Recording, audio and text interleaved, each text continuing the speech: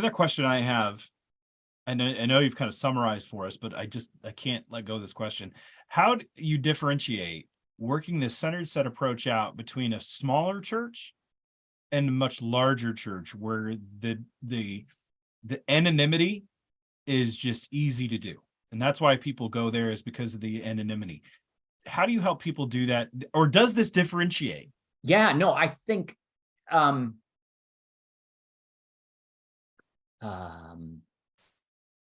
well, let me say this. I think your observation is very good. And if someone is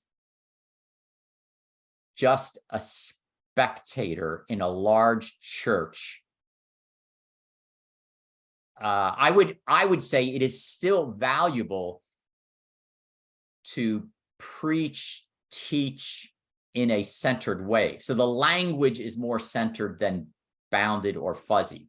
So I wouldn't say, sorry, if the person's just sitting there, that's all they're doing, you can't do this. I'd say, no, it still matters. And so I have a chapter in the book on how to give ethical exhortation in a centered way. And I think it matters how we're talking about these things and preaching and teaching, and people will have different experiences if our talk is more bounded, fuzzy, or centered. But in terms of the diagram, if it's a very large church and someone's only sitting there on a Sunday morning, not involved in a small group or something, realistically, it is not going to be a full centered experience for them, because they're not journeying with someone, they're not walking with someone. So when I did my interviews, I visited people from some very small church plants and a couple, very big churches, one a multi-site church, and the bigger ones that were working at being centered.